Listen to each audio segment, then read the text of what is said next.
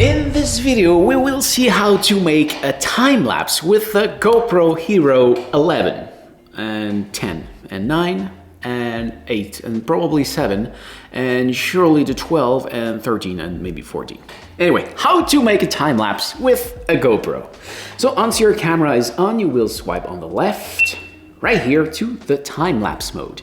Once you reach that page, there is one thing very important to make sure that is enabled, and it's the Pro mode. For this, you will swipe down, go on the right page, and the control here, make sure that it's on Pro right here, because if it's on Easy, you will have way less features to play with. So there's one thing very important to understand, and it's the mode that are available. We have time warp, star trails, light painting, vehicle light, time lapse, and night lapse. There's just 3 modes, but some of them are presets. The first one is a time lapse, the one that we have just right here. Time lapse. And time lapse and night lapse are the very same thing. It's just that the night lapse is optimized for night shot. And use it because you cannot really play with the shutter speeds in the settings, so you have to go in night lapse to have long exposure at night.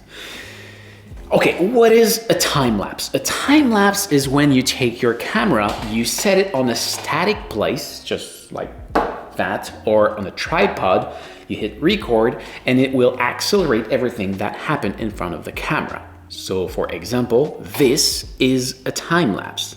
You see, everything is accelerated, the camera don't move, and we have that shot. All right, that is a time lapse.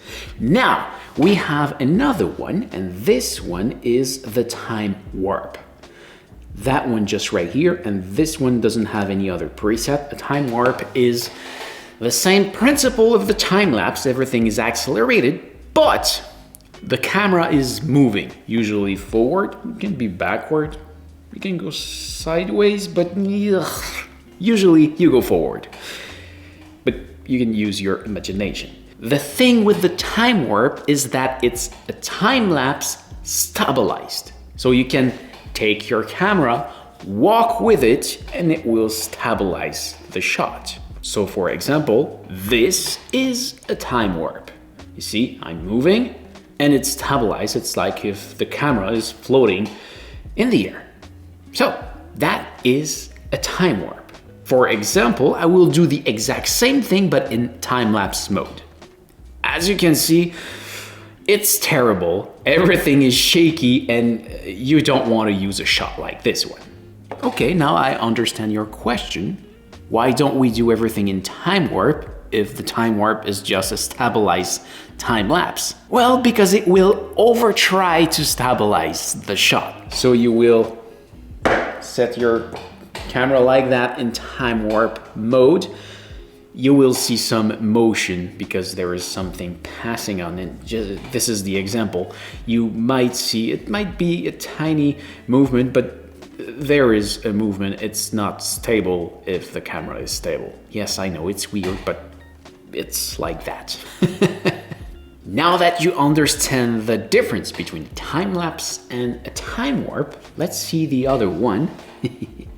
They are the same. They are just presets. There's star trails, light painting, and vehicle light. So those 3 modes are made to play with lights, and we will come back on it later. So let's say that I want to do a time-lapse. I will go on the pen here, and we will take a look at those settings. So the resolution, 5.3K is the maximum you can go on that camera, and I would use it because it takes multiple pictures, put it on a video. The quality is just really better when you do a time lapse. And 5.3K will just give you more details to play with, to zoom in, to reshape everything. I always use 5.3K when I'm doing time lapses. Don't use 16:9, use 4:3, because 16:9 will just crop on your image. You won't have the top and the bottom.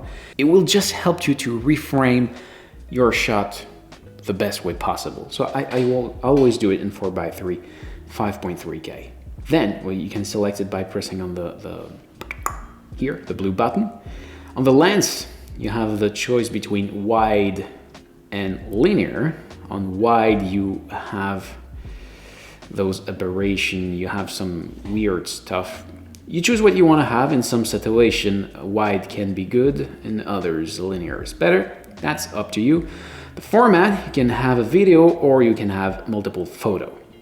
That's, again, up to you. Of course, if you export it in photo, you can play with it more, you can adjust it more, you can play with the color more, you have more details to play with.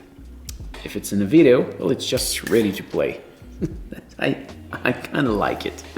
But if you are doing something very serious, consider the photo. Then you choose the interval. So this is how much time there will be between each photo. So you have up to 2 seconds, up to 1 hour. Wow, this is long. And down to 0.5.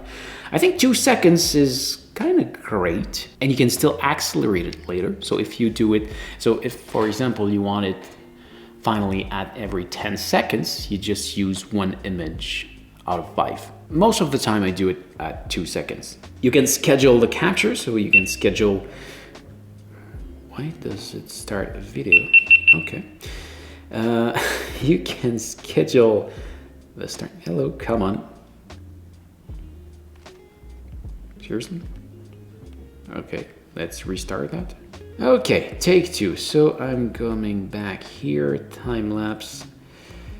And so yeah, schedule capture, duration limit. So you can say I want my video to be, I want to capture for an hour, and at this frame rate, it tell me that it will be 1 minute long. I just always leave it to no limit, because if something happened interesting and I want to continue, I will not have to press the button again and risk to move the camera a little bit and scrap that 2-second ratio. I just always set it to no limit. You can have a timer that might be useful into a time-lapse mode, just to, let's say, 3 seconds. This way you press on the button, the camera might move a little bit when you do it. It will stabilize itself and then it will record. Anyway, the camera does a stabilization, so it's not that bad with that kind of camera, but usually I like to have a timer before I start time-lapse. Just a little timer like that. The zoom, just don't touch it. It will be a digital zoom that will be inside the sensor, and it will reduce the quality of your image. So I don't touch it. And then bitrate, I'll leave it to high. EV comp, if you want to, generally it's good if you do landscape and those kind of thing, but if you want the image to be darker or clearer, it will still be on automatic mode, but you will be able to say to the camera, I want it brighter than your automatic mode. The white balance automatic always did a great job for me with GoPro, but if you want to make sure that it doesn't ruin your shot, you can set it manually. You can play with the ISO, minimum, maximum. Usually you don't need a big ISO in time-lapse mode, as the shutter speed can be long. The sharpness, it's on medium. Well, I would set it to low. Sharpness is something that can be added. The sharpness had details to your image, but most of the time it doesn't look very real. And anyway, sharpness is something that can be added on a video editing software, so I don't let the camera add it for me. The color, you can choose between, hello, if it doesn't go so well when I press on those buttons, it's a bit because I'm looking at my camera screen to look at my camera screen, but it's also because the touchscreen on the GoPro is terrible. I will leave it on natural, but you can go on flat if you want to play more with your color later, or if you really don't want to do anything and you want something that have too much color, you can go on vibrate, but I will leave it on natural. And then you've got the shortcuts that are the option that we have just seen that are available right here. So you can change what you will have over there. And finally, let's go to light painting. Again, it's the same thing as the star trail and vehicle light. There are just some presets. What is that? Let's say some example. Light painting. I did this time lapse in light painting. It's kind of incredible. You have the same result as a long exposure photo, but it's in video. It's kind of funny. So basically you have about the same settings when you want to go play with it, but you have this one, the trail over here, that can be set to max, long, and short. Unfortunately, I think short is too short and long too long.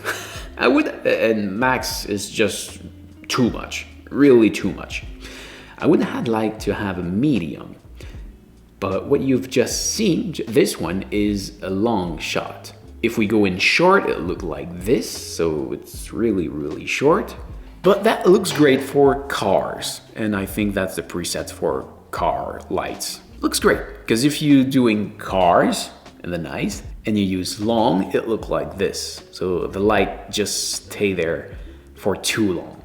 So yeah, that's pretty much it. There's a star trails also that can, you know, if you do a time lapse at night and you see the rotation of the Earth on the stars, well, the stars can draw that painting and it's kind of look awesome. I didn't make one yet because actually it's been 2 weeks that I set myself that I will do it, but it's always cloudy at night, so I didn't do it yet. But yeah, it's always the same principle. So just enjoy it, have fun, play with it, be creative, and yeah, enjoy. If you have any question, please ask in the comment below. You have a playlist just right here if you want to have other tutorial about that GoPro camera. And well, I hope it was useful. Thank you for watching, take care, and I hope to see you in another video. See ya.